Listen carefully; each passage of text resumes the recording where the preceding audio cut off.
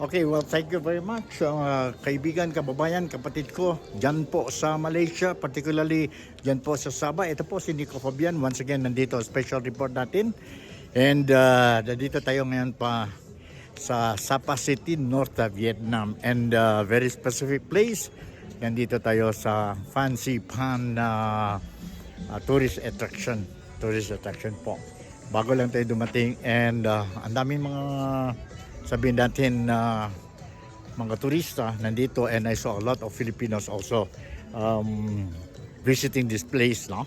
So this is our first stop over dito sa Pansipan na park ba ito or ano? And let me show you ang what do they have dito, ha? Sandali. Alright. Okay. Alright. So you can see ang mga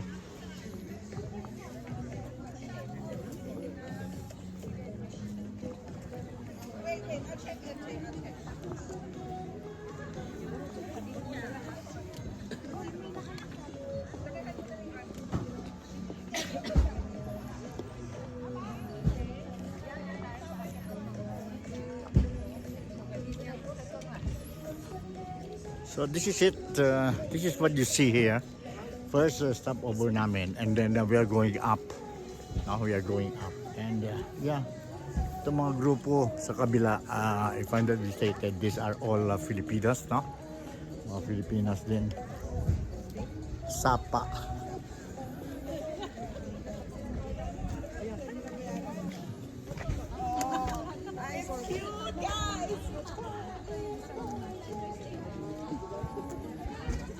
Alright. So you see si Nikki and of course si Mami dito po sa Sansipan. Alright. Sajuk in Malay we call it sujuk, or what is this? Sabihin natin malamig. Okay. Maganda ang view, no? No wonder a lot of people. Okay, let's try to go inside. And tingnan natin po ano mayroon dito. Okay, careful. Foggy lang po, sayang. No, I cannot show you on view talaga. Nick, why don't we go inside there? Alright. Sayang lang, we cannot see ang view talaga. Kaya ang background natin dito, tingnan nyo mga building dito. This is on top of the mountain. No? On top of the mountain, and let's go inside dito. Pasok tayo dito.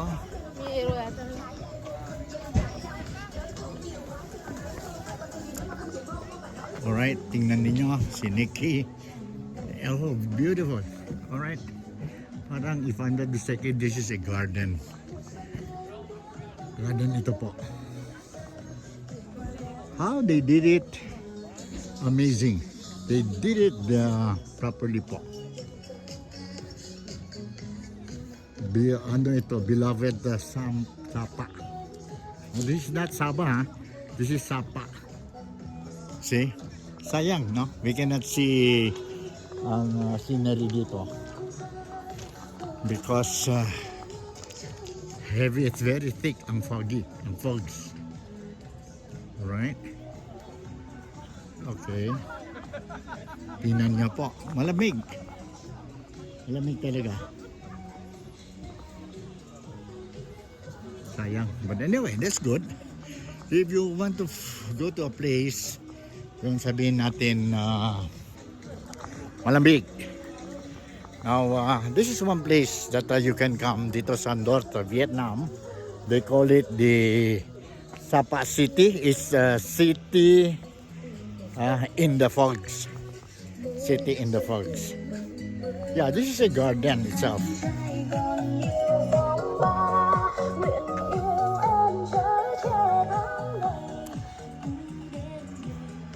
Alright. Sayang. You cannot see ang scenery talaga, no?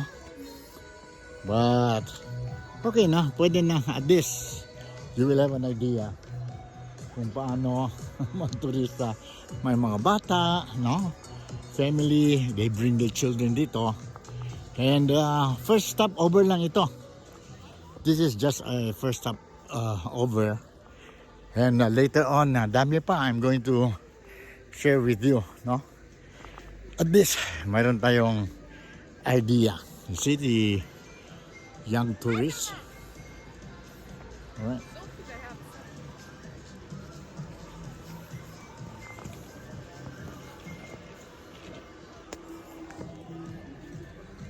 Alright.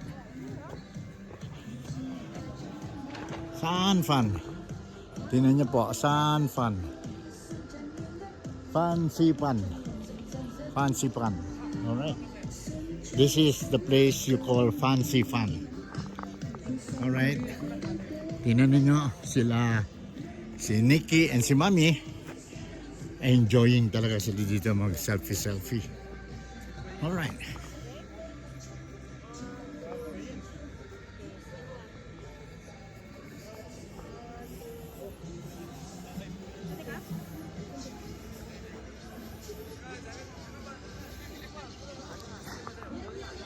All right.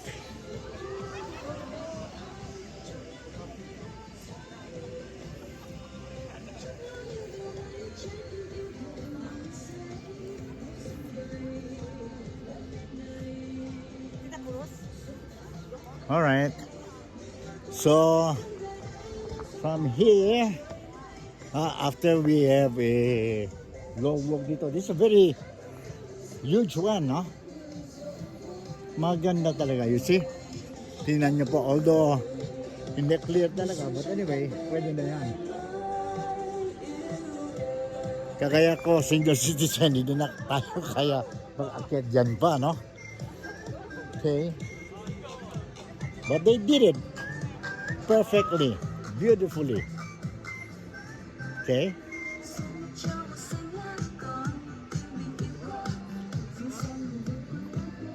So later on, I'm going to continue, no?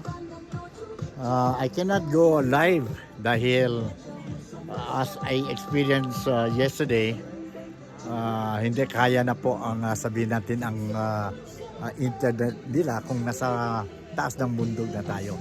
So, ano lang ito, recorded, and I will show it to you later on po.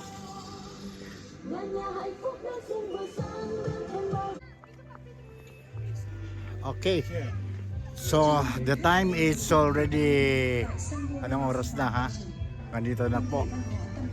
The time is 10:05. And dami pa rin ba tao dito, no? If you look at it, tingnan niyo po. Dami pa, they are coming up dito. And yeah, you can see talaga na grabe po ang mga tao dito, mga turista.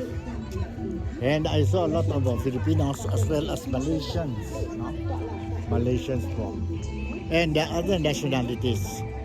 So in fact, I was so surprised. I noticed dito po, no?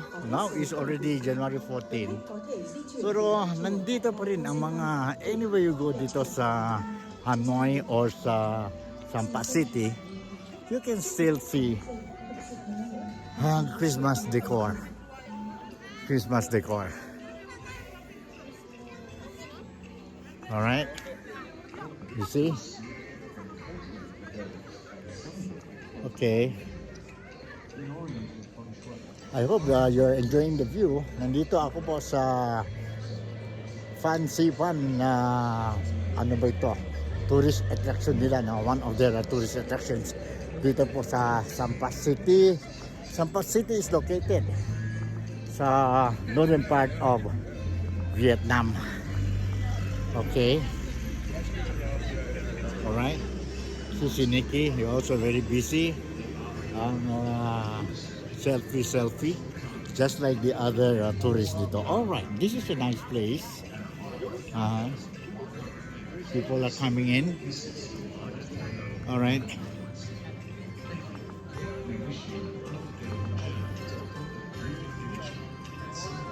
Alright. Let's go inside. Tignan natin. Let's go and see kung ano mayroon dito.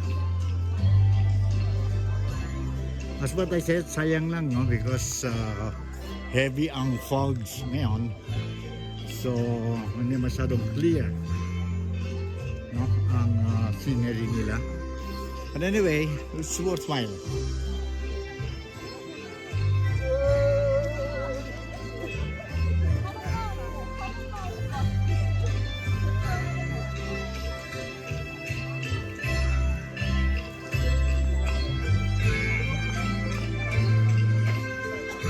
So, si Nikki is enjoying. Alright. What is this, Nick? What is this, Nick? You read for the viewers. The Red Dao people are an ethnic group with the second largest population in Sapa, Vietnam, after the Hmong people. It is believed that they are migrated from Yunnan, China. The traditional attire of the Red Dao people is adorned with meticulous embroidery, featuring patterns that reflect their daily life, labor, and especially many images of medicinal herbs found in the forest. Red Dao people have a traditional profession of using medicinal leaves for bathing and food soaking, believed to be beneficial for health. Their festivals normally have strong spiritual significance that captivate travelers, such as Coming of the Age ceremony and the Fire Dancing Festival.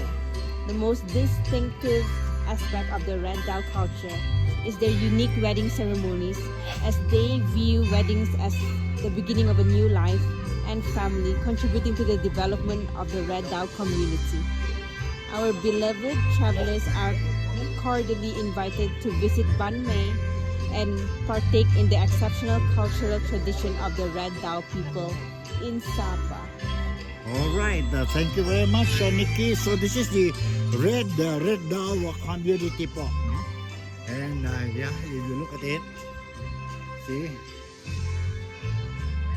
culture. This is the culture. And simple lang po, no? Ang buhay ng mga Vietnamese. Okay. No need to smoke dito, no? Because grabe din ang smoke. No? Ibig sabihin po, malamig talaga dito. So ito po, no? So you come here, you don't have to bring your cigarette because lumalabas na po ng smoke sa bungang ninyo. Alright, so this it. I-tour pa natin.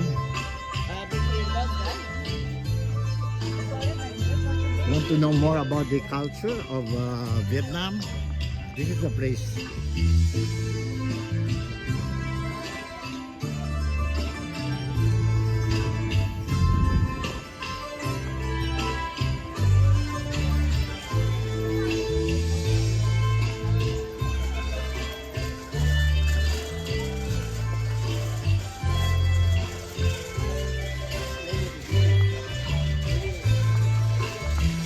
So later on po. Alright. Waving.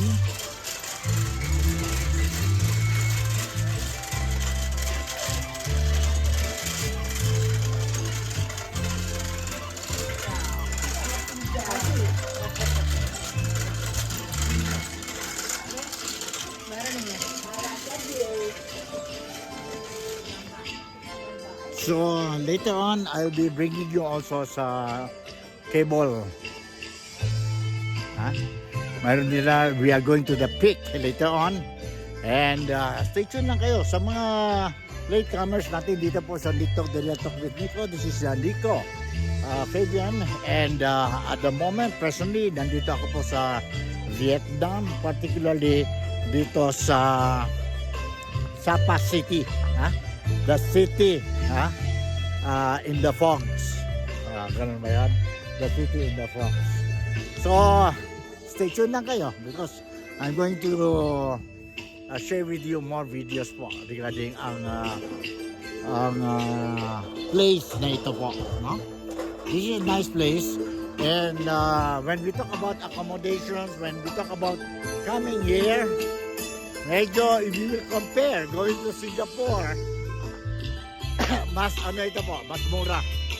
Mas mura dito po. And maganda din. It's worthwhile coming dito.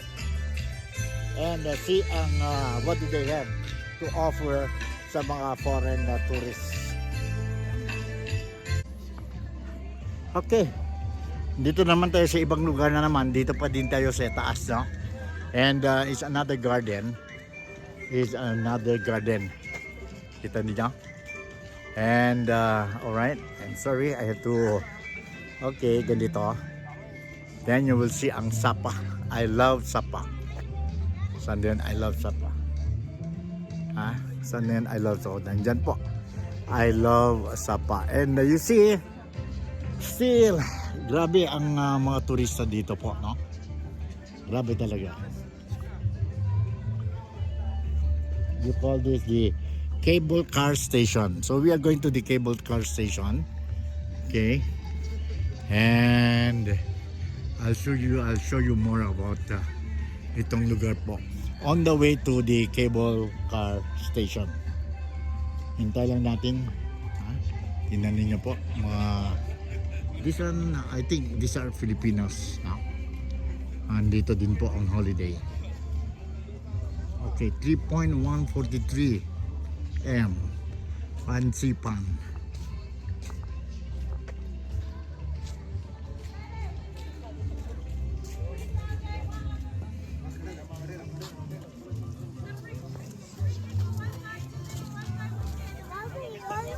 Okay, hintay lang tayo. Si Barry and si Nikki, and then we are going doon po sa cable car station, no? Unfortunately, when we talk about cable car station, na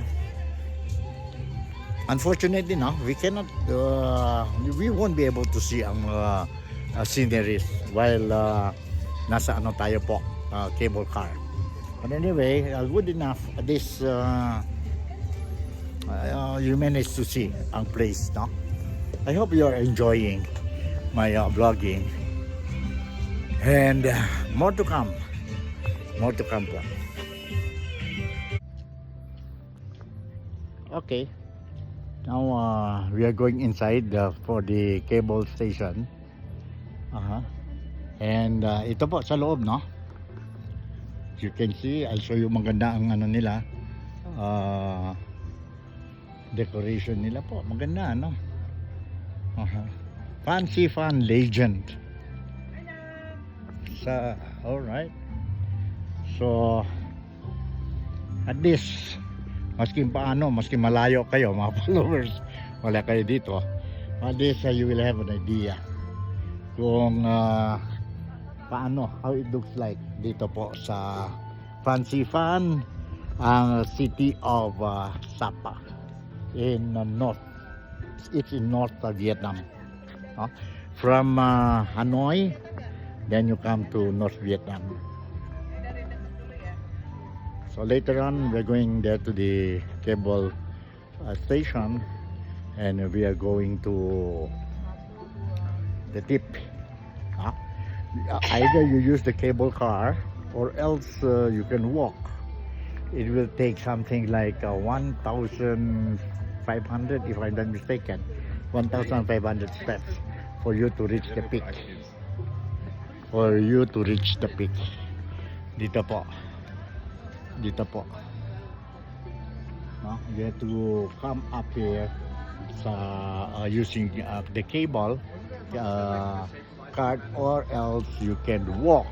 I think climbing, mountain climbing, it will you have to complete 1,500, if I'm not mistaken, 1,500 steps. So I'll show you later on.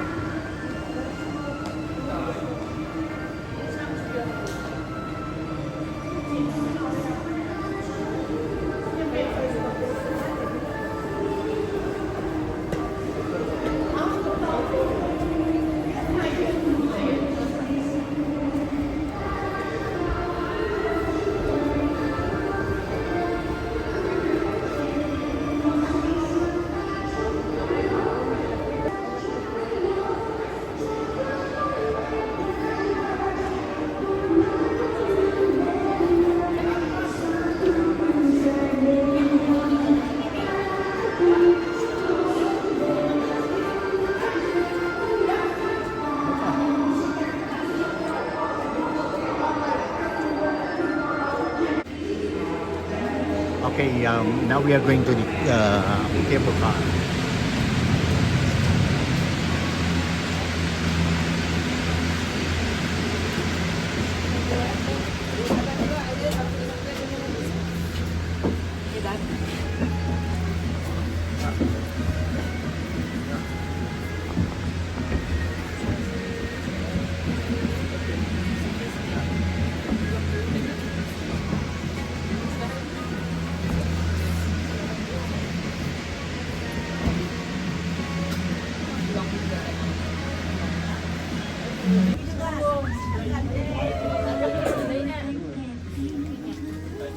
Saya video.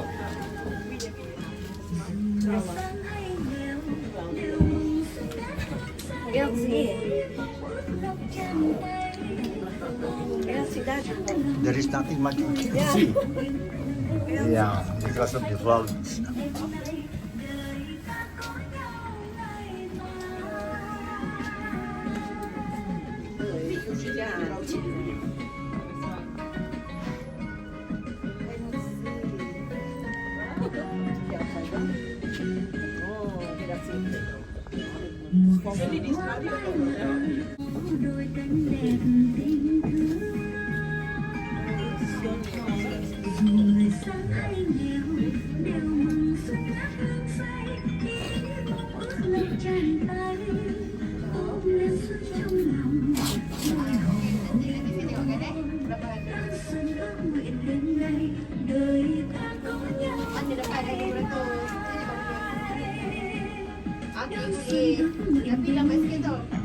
Xin kính chào quý khách.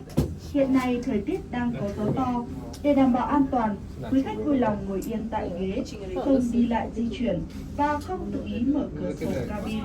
Nếu cần sự hỗ trợ, quý khách vui lòng liên hệ theo số điện thoại phòng chăm sóc khách hàng trên cabin 0948 309999. Xin chân thành cảm ơn quý khách. Welcome to Sun World Fan Saipon Legend. Currently, strong winds are affecting the area. For your safety, please remain seated, avoid moving around, and do not open the cabin window. If you require any assistance, please contact our customer service team at the phone number displayed inside the cabin, 09483099999.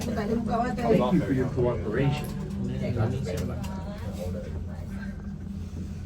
There's a fence there, so I wonder if Onlay and Sun National Park is also known as the Azalea Kingdom.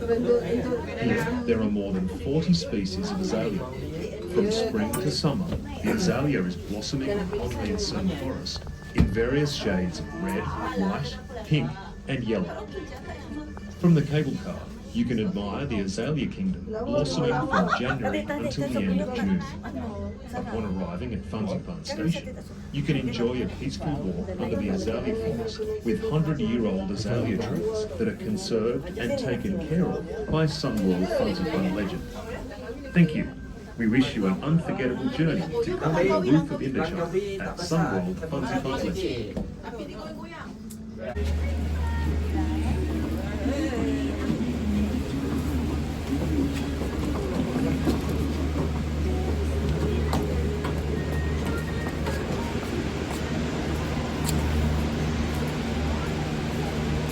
Okay, we just arrived here. All right.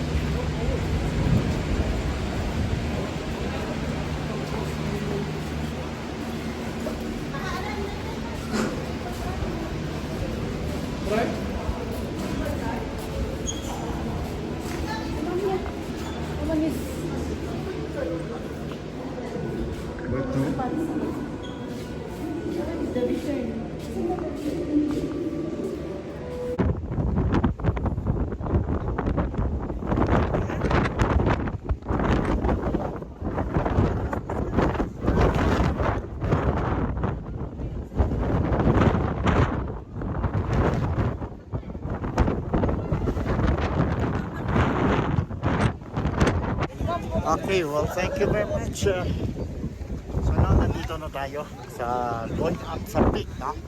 Medyo maanit talaga. And dahan-dahan lang talaga tayo. Malamig, sobrang malamig.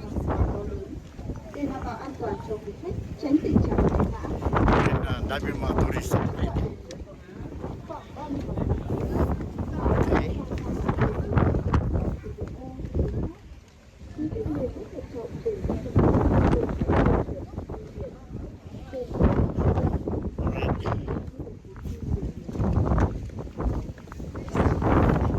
Very strong. The wind is very strong.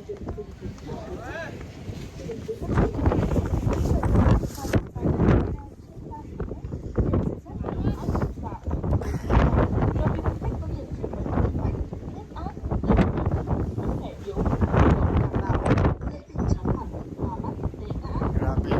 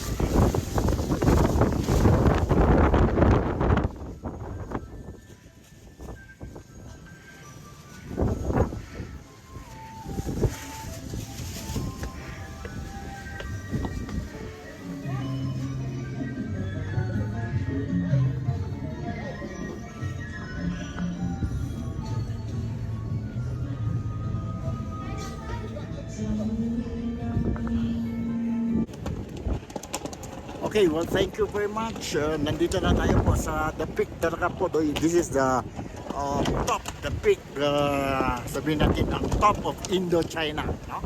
Kita natin ang flag, nandito mga tao, marami nag-selfie po. No? And, yeah, it's so difficult to come up. Dahil po nakita natin po, it's so windy. And this is the area wherein it was also reported na they experienced snow. But ngayon, wala. And let's see. Let's see po. See, this is the peak and a lot of tourists nandito. A lot of tourists nandito. And yeah, you see? Alright. Mary and Nico and Nikki. Alright, so yan mga ka-friends ko po sa TikTok, The Real Talk with Nico. I hope enjoy kayo po sa special report natin. See, I won't be able to stay long din po because malamig talaga. Malamig talaga. Parang my hands is getting cramp na po. So siguro, and hold on. So I think it's very cold. Anyway, all right. So you cannot see much. So I think hanggang dito na lang po ang programa natin, TikTok The Real Talk with Nico. And sana na po na-enjoy din kayo ang special report natin na tungkol ang Fancy Pan, tourist attraction ng Sapa City dito po sa North Vietnam. And with this, once again, si Nico Fabian would like to say thank you very much for making me a part of your day today. Malaysia, sama the Philippines, including Vietnam. God bless us all. Enjoy tayo po lahat. And I'll see you in my next episode. Bye. And I love you.